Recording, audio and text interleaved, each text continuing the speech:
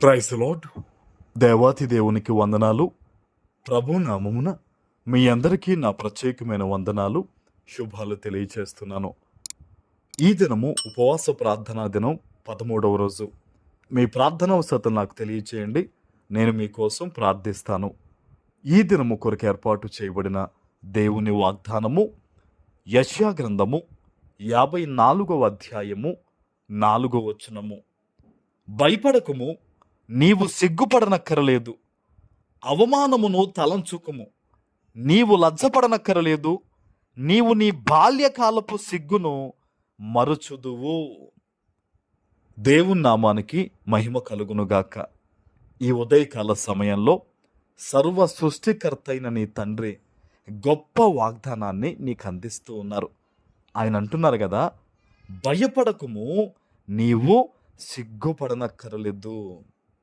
ఈరోజు బహుశా నువ్వు అనుకోవచ్చు, అయ్యా నా జీవితంలో ఇది జరగకపోతే నేను అవమాన పాలైపోవాలయ్యా, ఇదిగో నా బిడ్డల కోసం, ఇదిగో నా పరిస్థితుల కోసం, నా కంపెనీ కోసం, ఇదిగో అయ్యా నాకు భయంగా ఉందయ్యా, అయ్యా నేను ఇబ్బందుల మధ్యలో అని చెప్పేసి నువ్వు అనుకుంటూ ఉన్నావేమో. ఒకవేళ ఈ వాగ్దానం వింటున్నావేమో.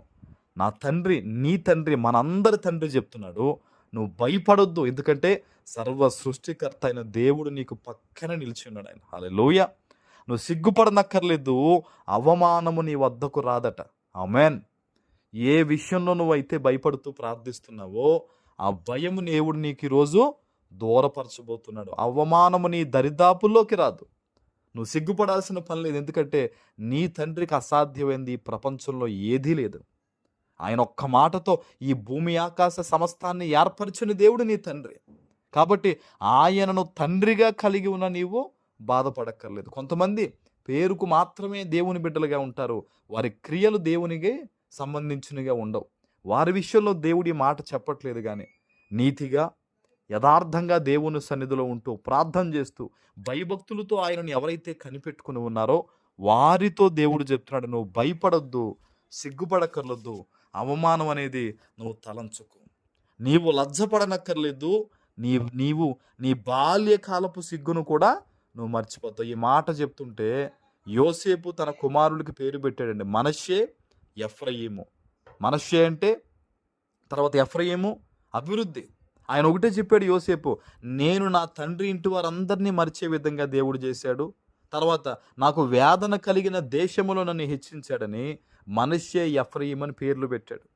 ఈరోజు దేవుడు అదే చెప్తున్నాడు, నీ జీవితంలో కూడా యోసేపు జీవితంలో దేవుడు తోడై ఉండి ఎలా అయితే అవమానాన్ని తీసివేసి నిందలు తొలగించి అవమానం పడ్డ చోటే గొప్ప స్థితిలో పెట్టి ఒక సంతోషాన్ని దయచేశాడు, నీతో ప్రభు చెప్తున్నాడు, నీవు లజ్జపడనక్కర్లేదు, నీ బాల్యకాలపు సిగ్గును కూడా నువ్వు మర్చిపోతావు. అంటే దేవుడు నీ అవమానానికి ప్రతిగా దేవుడు రెట్టింపు ఘనతనివ్వబోతున్నాడు ఆయన. ఆమెన్. నువ్వు కృంగిన చోట దేవుడు నిన్ను లేవనెత్తబోతున్నాడు. ఆమెన్. నువ్వు ఆయన పట్టుకో చాలు, ఆయన వాగ్దానాన్ని నమ్మంతే. ఈరోజు దేవుడు నాతోనే మాట్లాడాడు. ఈరోజు దేవుడు నన్ను ఉద్దేశించి ఇదిగో నాకు వాగ్దానం ఇచ్చాడు కనుక నేను భయపడను, నేను దేవునికి లోబడి జీవిస్తాను, నా జీవితాన్ని ఇంకా నేను దేవునికి సమర్పించుకుంటానని నువ్వు ఒక తీర్మానం తీసుకుండి ఈ వాగ్దానం ఎత్తిపెట్టి నువ్వు ప్రార్థన చేస్తే నీ జీవితంలో చాలా గొప్ప నెమ్మది నువ్వు చూడబోతున్నావు, గొప్ప సంతోషం నీకు కలగబోతుంది. నీ బిడ్డల విషయంలో కూడా నువ్వు చాలా తృప్తి కలిగి ఈ రోజు నుంచి నువ్వు జీవించబోతున్నావు అంతే. ఆమెన్. ఇది దేవుని మాట, సజీవమైన సృష్టికర్త మాట. ఈరోజు నీ విశ్వాసాన్ని బట్టి వాగ్దానం నీ జీవితంలో దేవుడు నెరవేర్చునుగాక. ఆమెన్.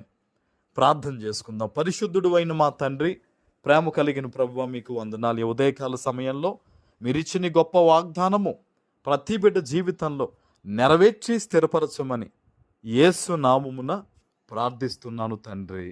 ఆమెన్.